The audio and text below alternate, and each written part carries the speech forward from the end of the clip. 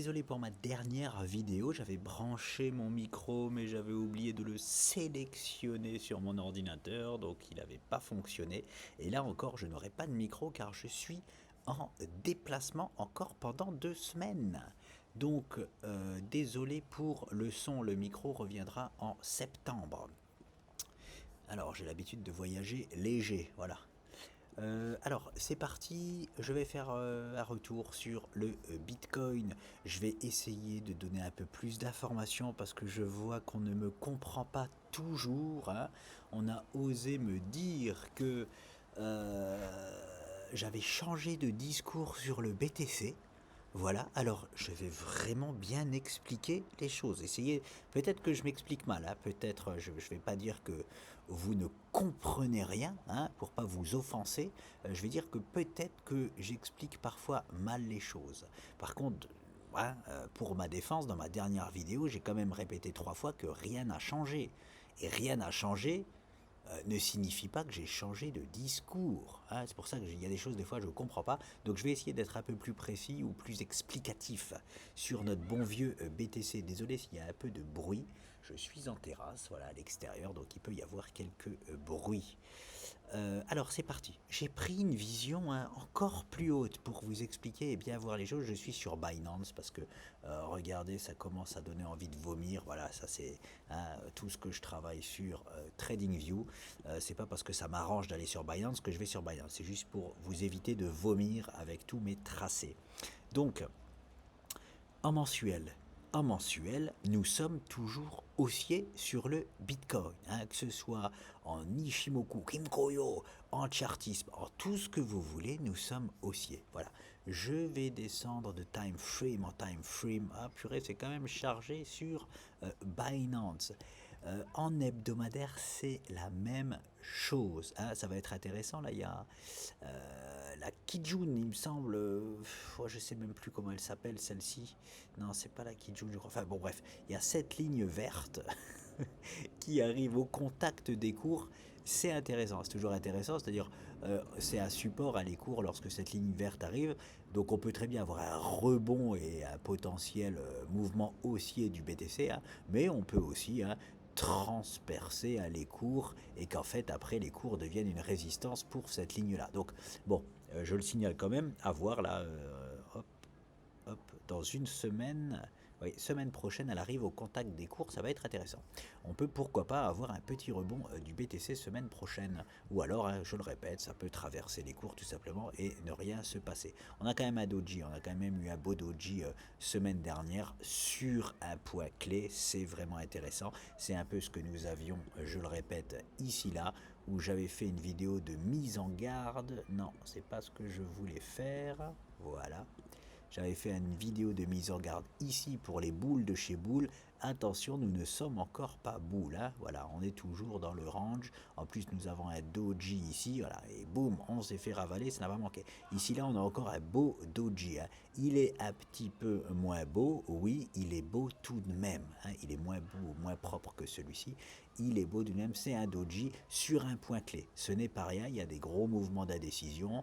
On a fait peur à tout le monde, on a fait croire qu'on cassait à la baisse, on n'a rien du tout cassé à la baisse. Le scénario, je le répète, n'a pas changé. Mensuel, hebdomadaire, nous sommes haussiers. Voilà, rien n'a changé jusqu'à preuve du contraire, je le répète. Donc s'il vous plaît, ne me dites pas, en plus on a méché parfaitement, j'ai l'impression, sur notre support qui est costaud de chez costaud, Ishimokiesque, hein, le bas du nuage a toujours, regardez-moi cette touchette parfaite, les traders Ishimoku, bravo à vous, vous vous en êtes donné à cœur joie. C'était un magnifique, magnifique coup à prendre sur le BTC, que ce soit en Ishimoku ou même en chartisme, les deux figures que nous avions sur TradingView. Bon, allez, je bascule sur TradingView, c'est-à-dire la figure verte, hein, regardez cette touchette parfaite, et aussi même, hein, il y a le canal jaune, mais là, voilà, c'était moins précis, moins beau à faire. La figure principale, c'est la figure verte. Nous avions fait une touchette parfaite. En tout cas, bravo à tous ceux qui n'ont pas paniqué, qui sont restés solides et qui ont acheté le point bas, tout simplement. C'est ça qu'on aime, c'est ça, faire un good job. Donc, Rien n'a changé, je le répète. Je l'avais répété que 3 fois dans la vidéo précédente, donc je le répète un peu plus sur cette vidéo-là. Rien n'a changé, mon discours n'a absolument pas changé. Haussier en mensuel, haussier, pardon, haussier en hebdomadaire. Voilà, jusqu'à preuve du contraire. Je bascule maintenant en daily. Allez, parce qu'on s'amuse forcément à essayer d'anticiper les moves. En daily, je vous disais qu'il faut que nous récupérions un niveau clé. Le niveau clé, c'est quoi? C'est celui-ci. Alors, ça fait longtemps qu'il joue le rôle de niveau clé. Là, à l'heure actuelle, il n'est pas aussi large. Je vais exprès un petit peu, voilà, le baisser ici. Le niveau clé est là. Ce niveau-là, il faut qu'on le récupère. Parce que, pourquoi? Parce qu'on peut très bien être dans, hop, attendez voir, hop, on peut très bien être uniquement dans un rebond technique de boom. Hein. Et là, par contre, là, on aurait la preuve du contraire qui fait que, oulala, finalement, le bull run est peut-être fini. Voilà, fini, c'est-à-dire, ou alors que le départ du bull run va mettre encore plus longtemps que prévu. Et moi le premier, je vous le dis de suite, ça me ferait bien chier. J'accuserais énormément de pertes à court terme. Je n'ai aucune honte de le dire, je partage mon travail, ce que je fais. Des fois ce que je fais ça marche très bien. D'ailleurs je vais revenir sur Louis Vuitton et Dior parce que j'ai vu que mon associé s'est fait secouer lorsque j'étais en pause mondiale. Donc je vais revenir dessus. Alors je vais enlever tout ça. Il faudrait, pour preuve d'un vrai beau rebond, que l'on récupère ce niveau-là. C'est un niveau clé à récupérer. Et nous verrons ça ultérieurement lorsqu'il se passera quelque chose ici sur les futurs. C'est un gap, c'est le gap que j'appelais le gap de rupture que nous avions retraversé finalement à la baisse. Il faudrait le récupérer. Donc, en daily, par contre, maintenant attention, nous sommes en daily. En daily, comme je l'avais déjà dit ici là avec le petit ours en peluche que j'avais placé sur ma vidéo, je suis parti le 31 juillet, donc c'était avant le 31 juillet, fin juillet. Je vous avais mis un petit ourson là, ici, en disant ici c'est ma zone. Oui, l'ourson, vous savez bien que ça représente une claque de l'ours, c'est-à-dire un mouvement baissier. Et bien l'ourson a bien fait son travail, hein. Il nous a renvoyé dans les cordes. Donc, et je vous avais aussi dit que en daily, jusqu'à preuve du contraire, c'est-à-dire dans cette grosse consolidation, nous sommes baissiers, toujours. Hein.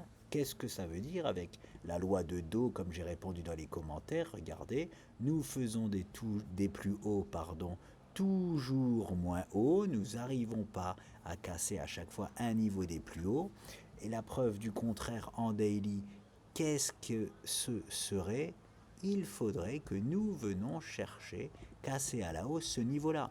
Et là, c'est le niveau qui délivrerait le BTC. On repasse en bull run une fois ce niveau-là pété à la hausse. C'est-à-dire que si on fait une pointe aux 70 000 $, même si oui, c'est moins haut que ce haut-là, on est monté jusqu'aux 73 000 $, on a très certainement le bull run qui se met en place. En tout cas, on a une aversion de tendance en daily et on serait haussier en mensuel, haussier en hebdo, haussier en daily. Et c'est reparti pour le bull run, voilà, tout simplement. Donc ça, c'est le niveau clé à récupérer en daily. Mais on aura le temps d'y revenir. C'est juste pour vous dire que jusqu'à preuve du contraire, en daily, nous sommes toujours dans cette consolidation hebdomadaire et baissier.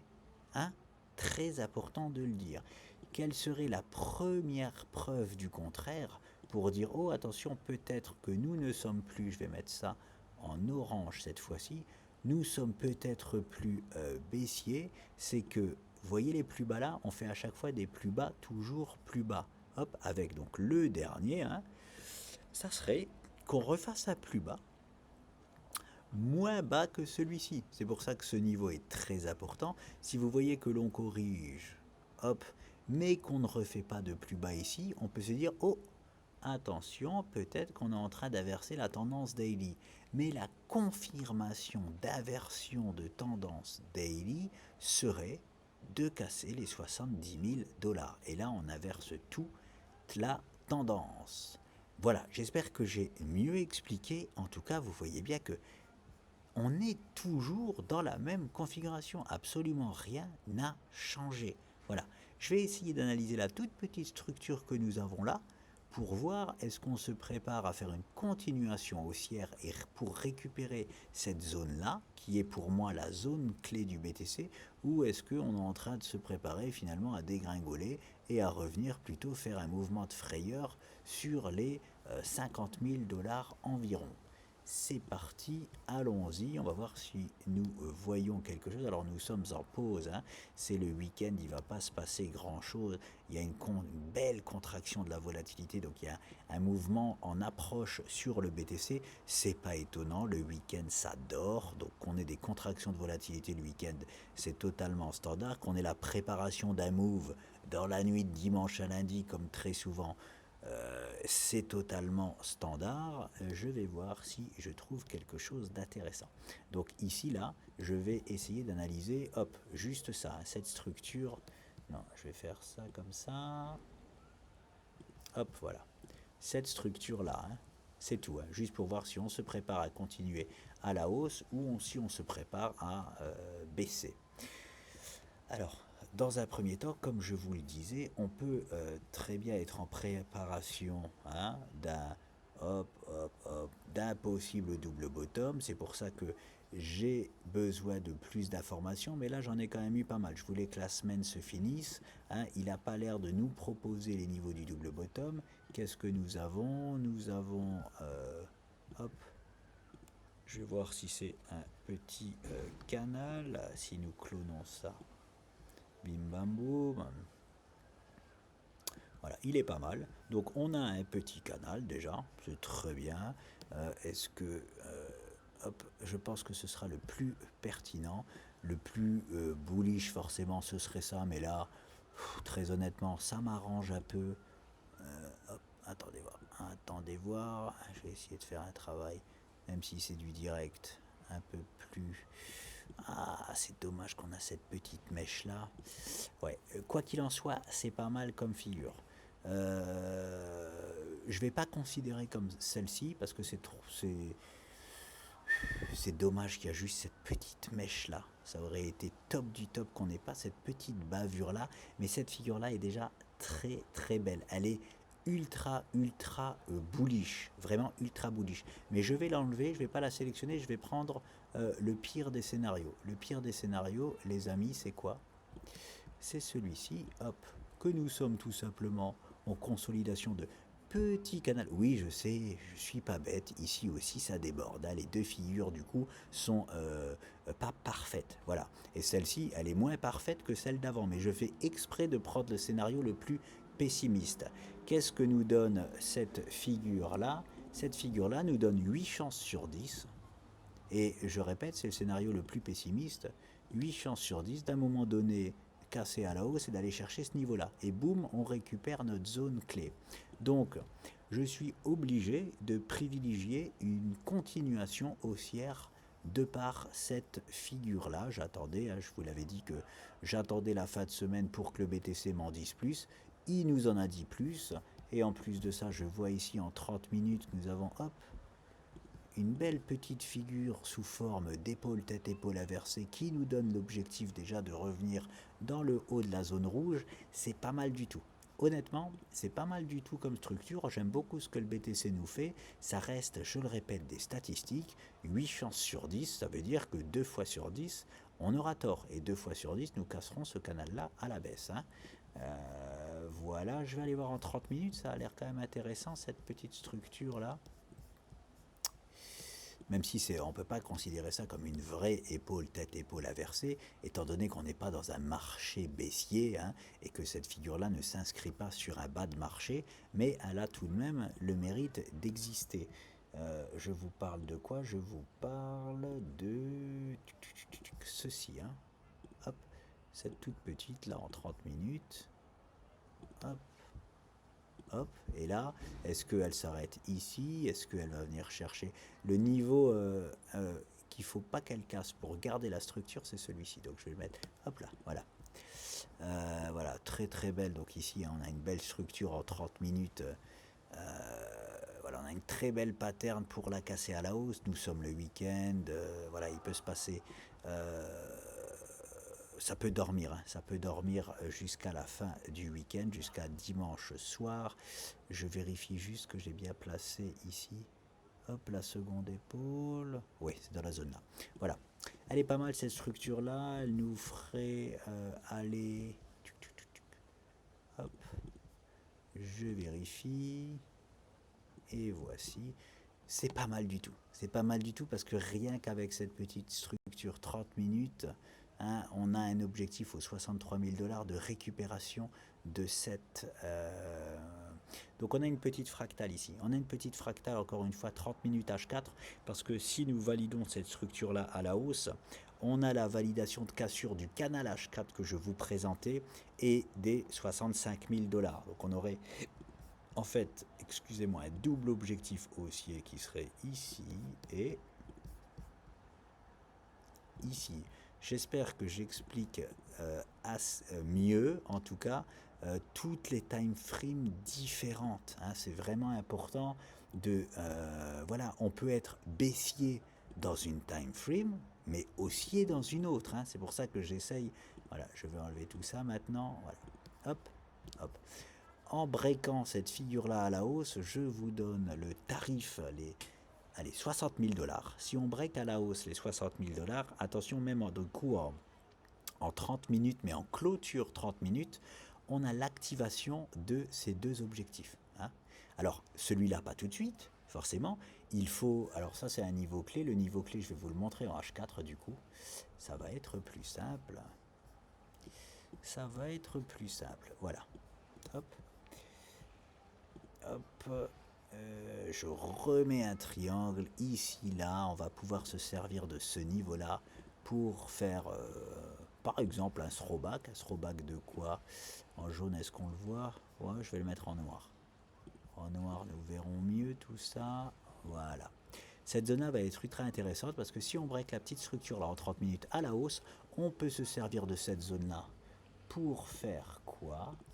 Pour faire, hop, hop, ceci, un throwback de cette petite structure 30 minutes, et après nous valider enfin la cassure de ce canal pour aller valider le premier objectif, mais qui activerait aussi le second objectif. Voilà, si c'est pas clair, n'hésitez pas à me laisser un message dans les commentaires, je vous répondrai au mieux. Mais s'il vous plaît, pas de message. Là, voilà, là j'ai bien expliqué les choses, plus de ah ton discours a changé. Non, mon discours n'a pas changé du tout. Je répète, mensuel, hebdo, bullish.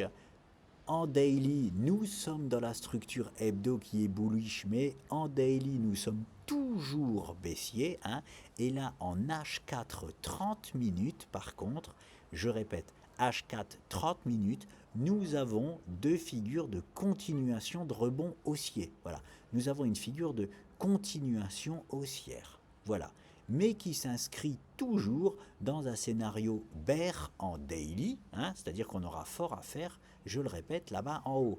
Je vais tirer ça plus bas. Voilà, hop. Là, c'est un travail grossier, je ne vais pas la mettre hein, exactement où il faut, donc je la mets là. On aura le plus gros du travail hein, pour sortir le BTC pour que le BTC repasse en bull run, ce sera cette zone-là. Hein. Ce sera cette zone-là. Et hop, je vais même prendre, voilà, avec forcément le cassage de ce plus haut ici. Voilà. Il y aura c'est ici, hein. C'est ici qu'il faut tout enfoncer. Hein. C'est ici, d'ailleurs, que j'avais mis un petit ours. Et bien, ici, il y aura le retour du petit ours. Hein. Et attention, l'ours est toujours là. Voilà. Quand je mets un ours, c'est pourquoi ça ne veut pas dire ça y est, on est bear. Non, ça veut dire que tous les bears sont placés ici, les amis. Et les bears ici, ils ont bien gagné. Vous voyez ce que je veux dire? À chaque fois qu'on arrive sur cette zone-là, il y a tous les shorters qui sont là. C'est normal. Hein, il y a des gens qui sont boules de chez boule, il y a des gens qui shortent le marché, ils sont bien positionnés à un endroit, et bien là, croyez-moi qu'ils vous attendent encore au tournant. Hein. Mais si on est boule de chez boule, à un moment donné, les boules vont tout enfoncer quand même. Hein, et les shorts ne passeront pas. Donc voilà, en tout cas là, ils sont très très bien passés, les shorts. Bravo aux shorters. Voilà les amis pour le BTC. J'espère ne rien oublier. Non, j'ai été jusqu'en 30 minutes, hein. Donc ça devrait aller. Je vous ai donné les niveaux clés. C'est parti. Alors je vais basculer sur la bourse traditionnelle. Mon pauvre associé s'en est pris plein les dents. Ouais, tu nous as dit Louis Vuitton. Enfin, c'est la chaîne de. Je sais plus quoi on m'a dit. C'est la chaîne. Bref, vous conseillez Louis Vuitton, ça marche pas, Dior, ça marche pas, c'est n'importe quoi. Ouais, regardez, je vous le montre sous les yeux, hein. Hop, regardez. Eh ben, j'ai perdu 150 euros sur Louis Vuitton. J'ai perdu à peu près la même chose, une centaine d'euros sur Dior. Je vous montre les choses, j'ai aucun souci avec ça, ça reste du trading. Je reprends un peu de hauteur. Hop, c'est juste pour... Et encore, et encore. J'ai perdu un peu d'argent là-dessus, mais c'est maintenant que j'aurais dû sortir, hein. C'est parce que j'étais dans une grotte, j'avais pas mon ordi, rien du tout, hein. Je n'étais pas vraiment dans une grotte, mais vous comprenez ce que je veux dire. Je m'étais coupé, on va dire, du monde pendant 11 jours totalement. Donc j'avais protégé mes positions. Mais moi, ce que j'aime bien faire, je vous avais déjà montré, c'est ma zone ne marche pas, j'attends un rebond au moins technique et je sors sans perte ni gain. Je vous avais montré ça sur Walt Disney ou sur d'autres actifs, hein.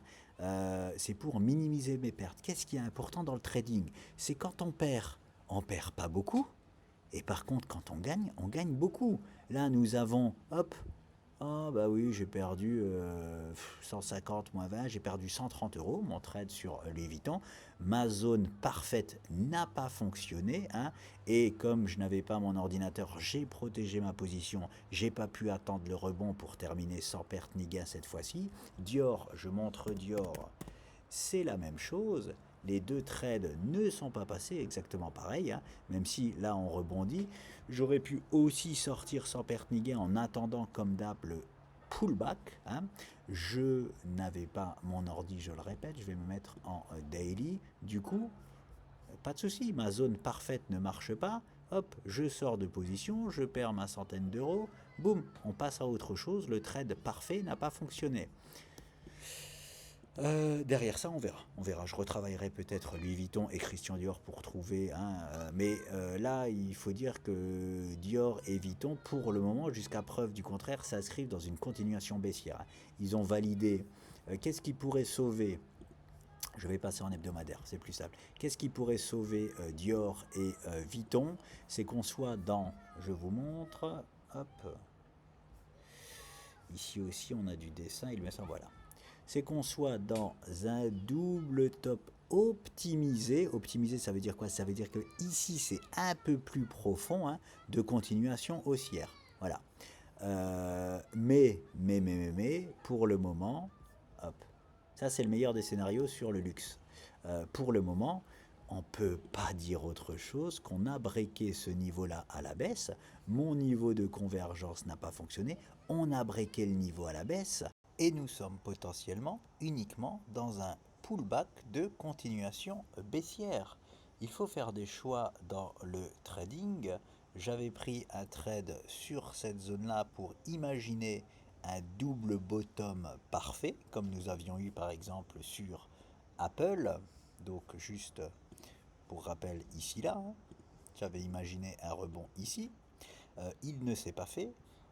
Par contre, oui, je sais très bien que je peux me faire avoir, c'est-à-dire malheureusement d'avoir revendu ma position au pire moment, mais c'était mon trade initial. Il faut accuser ses pertes pour ne pas être pris dans ce que je vais vous montrer ici, parce que nous avons quand même à présent 40% de chance, hop là.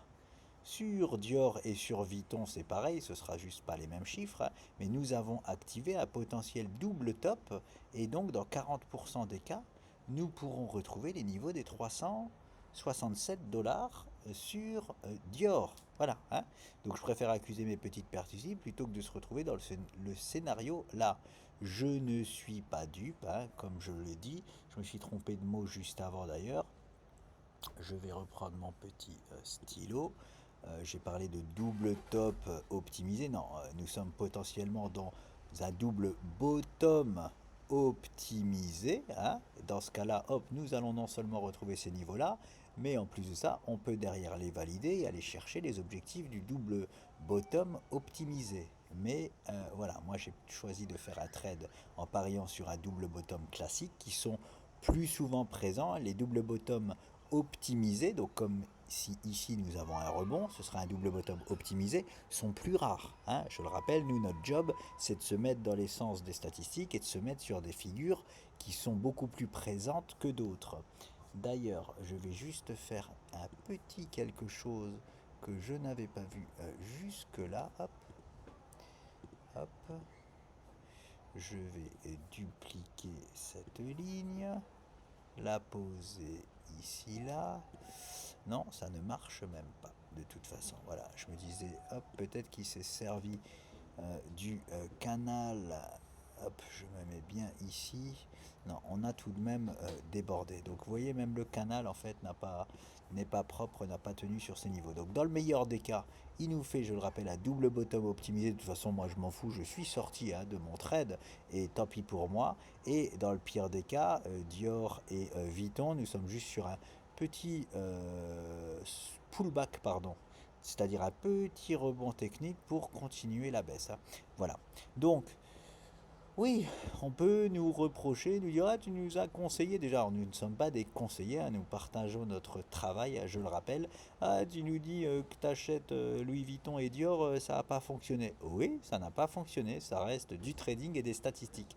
Et je le répète, le but du jeu, je vous ai montré, vous en venez à me faire montrer carrément des chiffres, hein, pour juste vous montrer vraiment c'est quoi le trading, hein. Je vous montre, hein, on accuse des petites pertes, et par contre, lorsqu'on gagne, on gagne, hein, beaucoup plus. Je vous rappelle Tesla, ce qu'il s'est passé sur Tesla.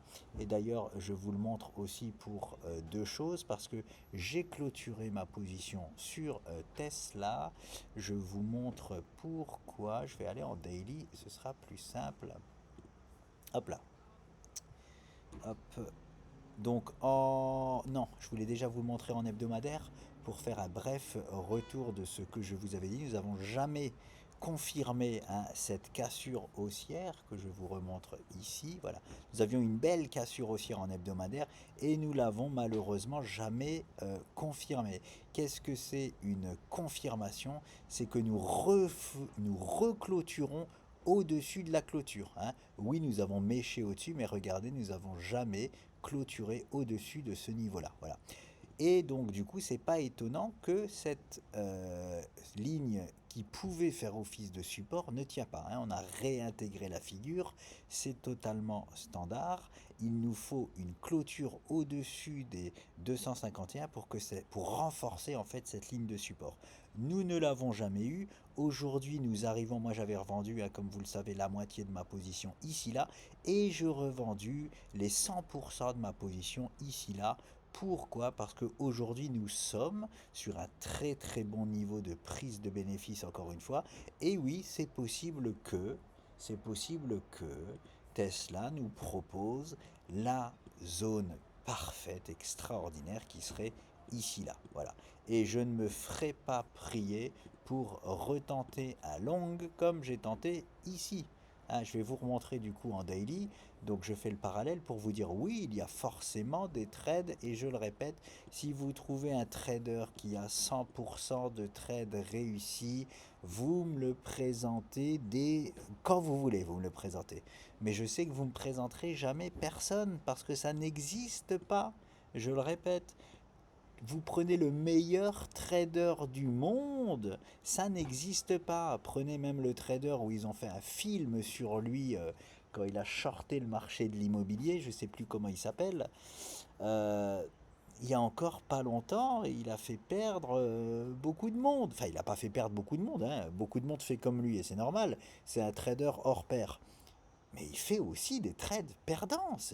Je ne sais pas si vous comprenez que c'est des statistiques. Je pense que vous ne comprenez pas que c'est des statistiques. Donc bref, regardez sur quel niveau nous arrivons sur Tesla. Nous faisons un rebond. Très honnêtement, j'aime pas ce rebond-là, hein. C'est un rebond plutôt qui s'inscrit dans un rebond technique, hein, de continuation baissière, hein. Déjà la figure, hein, je n'aime pas, mais en plus de ça, regardez, nous sommes sur ce beau canal baissier En plus de ça, nous revenons au contact de la grosse résistance et en plus de ça, on a le nuage Ishimoku. Donc voilà. Donc excellente zone hein, de prise de bénéfices et je ne me fais pas prier. J'ai pris des bénéfices ici, j'ai pris le reste de mes bénéfices ici et regardez quand même la différence hein, entre lorsqu'on clôture un trade gagnant et lorsqu'on clôture deux petits trades perdants. Hein. Quand on gagne, on veut gagner beaucoup et quand on perd, on veut minimiser nos pertes. Voilà ce qu'est le trading. Hein, et je me permets juste de vous montrer ça parce que bon, le Tesla, vous la suivez avec moi depuis longtemps. Je l'avais longué ici sur un point parfait hein, qui avait marché. Voilà ce que ça donne quand un point parfait fonctionne. Hein. Dior et Louis Vuitton, ça aurait pu être la même chose. Hein. D'ailleurs, j'ai loupé Apple. Je suis dégoûté d'avoir été dans ma grotte parce que Apple, j'ai pas pu l'acheter. Il a parfaitement, je vais vous montrer hein, ce qu'il a fait. Il est parfaitement, je vous en avais parlé, hein, c'est pour ça que je me permets de vous montrer. Il a proposé la zone parfaite et il a parfaitement rebondi dessus, un peu comme du Tesla ici. Hein, c'est juste du propre. Donc voilà, j'ai clôturé ma position sur Tesla et maintenant j'attends de voir hein, pour reprendre un trade dessus lorsque la configuration sera géniale. Qu'est-ce qu'une configuration géniale? Là par exemple, s'il nous break tout à la hausse. Oh, je sais déjà qu'il y en a, ils se moqueront de moi en disant oh, t'as tout vendu ici et là et finalement on part à la hausse. Oui, je sais ce que je fais. S'il part à la hausse et qu'il me repropose une magnifique structure ou une magnifique zone, eh ben je le longuerai dans la même zone à peu près ici. Voilà. Ou alors s'il me propose la zone parfaite en bas, je repasse en longue en bas dessus parce qu'il y aura un stop très clair à mettre et très serré. Je referai la même chose que j'ai fait là-bas, hein, ni plus ni moins. Donc voilà pour Tesla et je finis avec Apple. Je ne voulais pas, mais j'ai été dégoûté lorsque j'ai vu Apple. Regardez, je vous avais mis ici que j'avais clôturé ma position en haut sur Apple pour racheter la ligne jaune ici. Regardez ce qu'il a fait. Je vais le mettre en voilà en daily, c'est mieux. Regardez ce qu'il est venu. Hop là, désolé s'il y a des bruits de jet ski. Regardez ce qu'il nous a fait. Voilà, il est venu parfaitement mécher sur la ligne jaune que j'attendais sur Apple. Et regardez ce rebond direct. C'était magnifique. Hein. Vraiment, j'espère que vous avez suivi sur la chaîne lorsque j'avais fait la vidéo de sortie de position hein, sur Apple et que nous avions parlé de la zone là. Hein, franchement, j'espère que vous vous êtes gavés et que vous avez fait partie de cet achat à 198 $ sur Apple. Voilà les amis, c'est tout for the moment. Je vous laisse, j'ai fait le tour. Oui, j'ai fait le tour. Hein. Je suis venu un peu à la rescousse. Bon, il n'a pas besoin de moi, hein, mais comme j'ai vu qu'il s'est fait un peu bouger dans les commentaires sur Dior et Vuitton et que moi aussi j'ai pris le spot de Dior et Vuitton, je venais un peu vous expliquer comment ça se passe hein, lorsqu'on accuse des trades perdants. Et je le répète, c'est la loi du marché. C'est tout à fait normal.